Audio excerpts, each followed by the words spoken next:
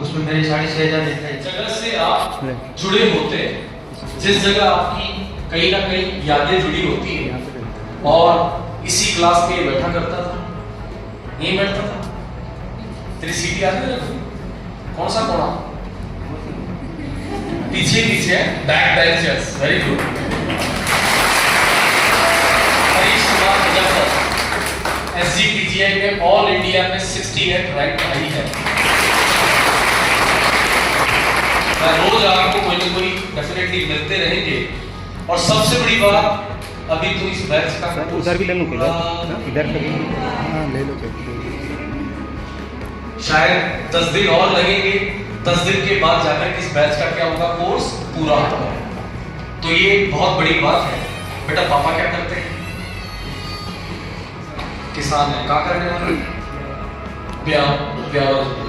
अब आप देखिए, किसान परिवार से संबंधित रहने वाला बच्चा आज इस मुकाम पर पहुंचा है। जिंदगी में एक चीज याद रखो, आप किस रूप में पैदा हुए हो, किस बैकग्राउंड में पैदा हुए हुए आपके हाथ में है क्या? अमीर या गरीब पैदा होना हमारे हाथ में नहीं है।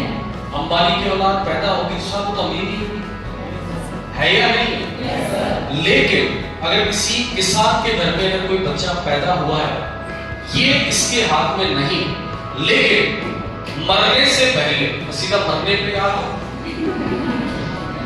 मरने से पहले एक तरह से ये आज के बाद आप कह सकते हो साहब ये अमीर होके मरेगा। इसकी औलाद कहेगी मेरे पापा बहुत पैसे वाले थे, बोलो हाँ या ना? तो सिंपल सी चीज, ये इसने किससे लिखा? किसी और से नहीं, ये किस्मत इसने अपने हाथों से लिखी। और ज्यादा कुछ नहीं, 6 महीने की मेहनत। नर्सिंग कब कंप्लीट हुई थी बेटा? 2020 में नर्सिंग कंप्लीट हुई है। उसके बाद थोड़ा जोर से बोल। मैं क्या 2020 में पासवर्ड बोलता हूँ, डायरेक्ट मेरे बाद में ये बस हेलो,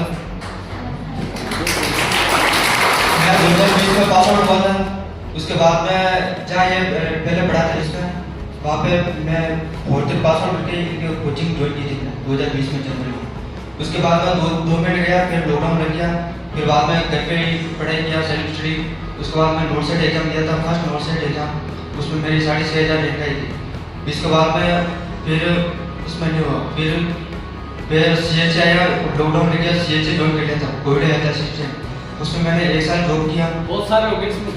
हाँ, फिर मैंने सोचा भाई फिर भी सेल्फ स्टडी भी करता गया साथ। फिर बाद में यही आया। फिर कौन से महीने का बैठा? मेरा अक्टूबर में है? अक्टूबर 2022। हाँ, अक्टूबर 2022 में इसने यहाँ पर दिनोमिक ज्वाइन किया। और उसके बाद आप देख लीजिए रिजल्ट कब आया बेटा? अभी सर मार्च में रिजल्ट आया। कहने का मतलब 5 महीने में। आप निश्चिंत रहो, ये ऐसा परिवार है जिसके साथ भाग्य जुड़ा हुआ है। कहते हैं ना साहब, जिसके साथ क्या जुड़ा हुआ है? भाग्य जुड़ा हुआ है। अगर आप मेहनत करते रहोगे तो दुनिया में किसी की औकात नहीं है जो आपको सफल होने से रोक सके। इन बच्चों को ये बता, जैसे आप तो इनका पहला दूसरा दिन ही है, यहाँ पढ़ाने के अलावा और क्या क्या पढ़ना पड़ता है? कितनी और किताबें पढ़नी पड़ती है? यहाँ के नोट्स के अलावा आपको जैसे कि शॉर्टर्स पढ़नी पड़ेगी, मोस्ट की क्वेश्चन आपको निकालने पड़ेगा।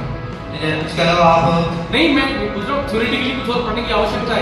थोड़ी की जरूरत नहीं है, आप थोड़ी यहाँ की स्पेशल। मेन चीज तो ये है कि बहुत से बच्चे जैसे आप भी पूछते हो आने के बाद कि सर ये पढ़े वो पढ़े, कौन सी किताब लें, तो हमारे कहने से कुछ नहीं होता। आपके सामने एक सफल विद्यार्थी यहाँ पर है और जो अपनी आपको खुद इतिहास बता रहा है। ये बताइए, यहाँ पर जो ऑनलाइन क्लासेस चलती है, क्या उसका कोई फायदा मिलता है आपको? रात को मिलता है आपको? क्या आप देखते हो क्लासेस? हाँ, डेली देता हूँ। नॉर्सेट में एग्जाम दोगे? दूंगा सर। है बिल्कुल। और सफल होकर दोबारा फिर आओगे? आऊंगा सर। इनसे मिलने आना है? बिल्कुल। है या नहीं है? आऊंगा। तो ये बताइए, जैसे आप ऑनलाइन क्लासेस देखते हो, उससे क्या फायदा मिलता है?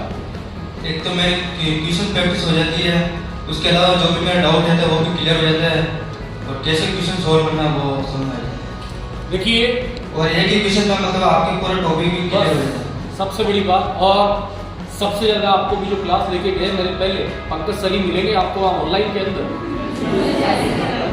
हम तो फिर भी एक आध घंटे क्लास लेते हैं, है ना, पर फिर भी जब आप उनको देखोगे तो कभी 2 घंटे की क्लास चलेगी, कभी 3 घंटे की क्लास चलेगी। हाँ, कहीं जब आप साथ होते हो तो इसे ही हम कहते हैं साथ कि एक साथ जुड़ करके जो काम करते हैं, परिवार किसे हम कहते हैं। मैंने कल भी आपसे कहा था कि ये बच्चा भी यहाँ 5-6 मिनट लेके गया, कभी तेरे को ऐसा लगा कि ये कोचिंग है या फैमिली है? बता। अपना फैमिली है एक तरह का। किसी भी तरह कोई दिक्कत आती है? कुछ नहीं दिक्कत नहीं, पर आती है। ऑफिस हमेशा तुम्हारे लिए सबके लिए है। आपकी कोई भी प्रॉब्लम है यहाँ पे सब छोड़ दीजिए। मेडिकल पैसे के अलावा, है ना, वो केवल इनकमिंग या आउटगोइंग नहीं। उसके अलावा आपको किसी भी तरह कोई दिक्कत आए, हारी आए, बीमारी आए। कितने भाई हो बेटा?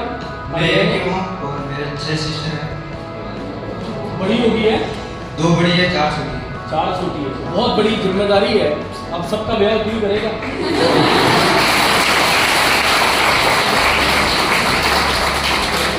तो आप समझ सकते हैं कि जब हमें इतनी खुशी हो रही है तो इसके परिवार वालों को, इसके माता पिता को, इसकी बहनों को किस तरह की खुशी होगी, है ना। आप भी सब यहाँ पर हो। माता पिता ने एक चीज़ याद रखना, मुझे नहीं लगता आप में से कोई भी ऐसा बच्चा होगा जिसके किसी तरह की कमी छोड़ी होगी, और उनको आपसे कुछ नहीं चाहिए। ये भूल जाओ, याद यहाँ खड़ा। इसके पिताजी कभी जिंदगी में ये नहीं बोलेंगे बेटा मेरी तनख्वाह डाल या मुझे कोई पैसा डाल। उनको तो जिंदगी की सबसे बड़ी खुशी मिल चुकी है, सबसे बड़ी खुशी मिल चुकी है।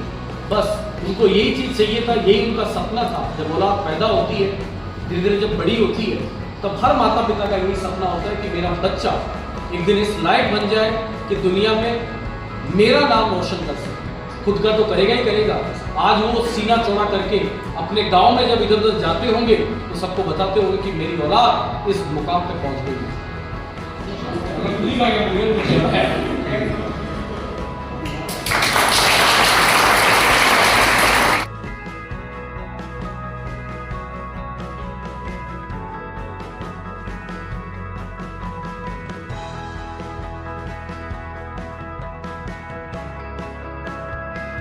जिम्मेदारी और रेस्पॉन्सिबिलिटी लेना सीखना है, ये बहुत बड़ी बात है। और जिस दिन आपने ये सीख लिया कि जिम्मेदारी को निभाना कैसे है, आपका जीवन बदल जाएगा। ये आप सब अच्छी बात है। आप आज के जमाने को जानते हो, जिस जगह अगर सफल होकर के गए, जिस जगह शादी करके जाओगे, कोई तुमसे ये नहीं कहता कि रोटी बना, सब्जी बना, कह देना जोमेटो से मंगा ले। है या नहीं है? है ना साहब? दबने का काम नहीं रहेगा, है ना साहब? आप अपने आत्मसम्मान के साथ जी सकते हो। और मैं बार बार ये कहता हूँ कि साहब वो माता पिता धन्य है जो अपनी बच्चियों को यहाँ पर भेजते हैं। उनको निराश मत करना, उनका नाम रोशन जरूर करना। और तुम सब सालों तुम भी सुन लो, ब्याह जरूरी होएगा।